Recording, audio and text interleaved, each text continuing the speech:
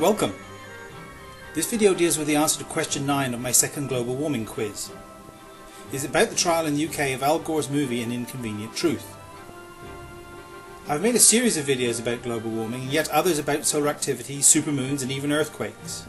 If you find this one interesting and would like to see some of the others, links are posted in the description box below. Enjoy! Let's remind ourselves what question 9 was before we start. Question 9. True or false? A British judge ruled that An Inconvenient Truth has 9 errors in it. Here is a picture of Al Gore being dragged away for trial. No, not really.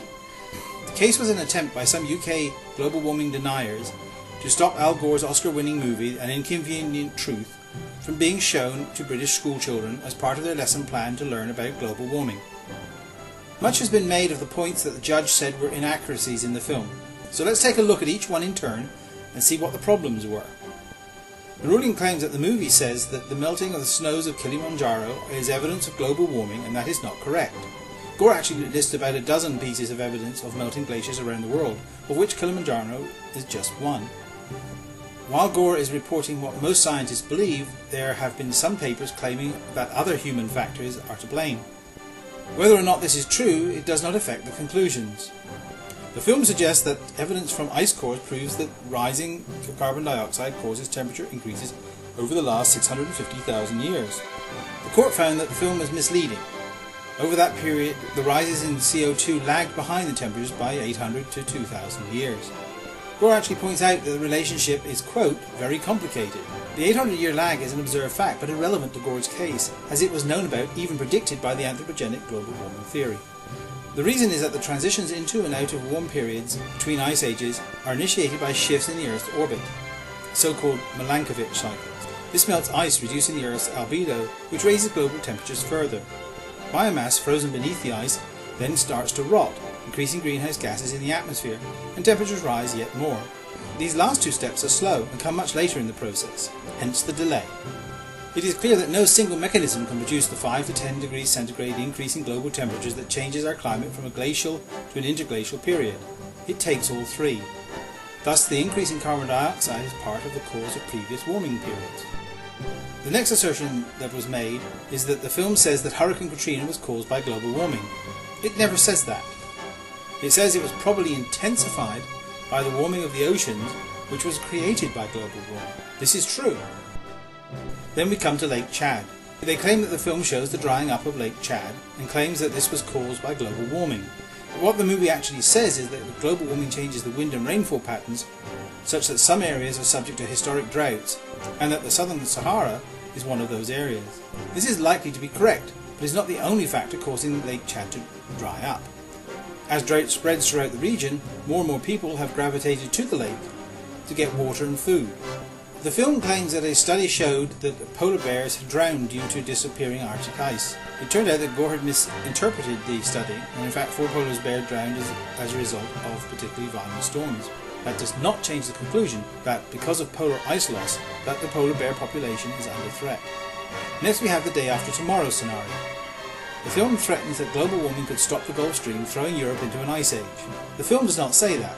It points out correctly that when there was a large amount of fresh water dumped into the northern Atlantic, the Gulf Stream stopped, and Europe had 900 years of cold weather as a result. The film blames global warming for species loss, including coral reef bleaching. That is in fact the case. Ask any coral expert.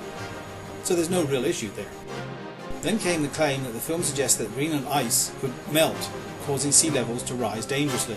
The real objection was that it won't happen for a millennium, which is untrue. It will try several hundred years, assuming that it does not accelerate. The film actually does not give a timescale, either long or short, so again there is no issue here. However, when it does melt, there will be a dangerous and destructive sea level rise of about 6 meters, so the film is correct in that regard. Next, the assertion was made that the film suggests that Antarctica is melted. The plaintiff had claimed that it was in fact increasing. This is absolutely untrue. See my video on the subject, Quiz 1, question 4. I don't know what the judge was thinking on this. Unfortunately, there are a few judges that understand anything about science, and this was apparently not one of them.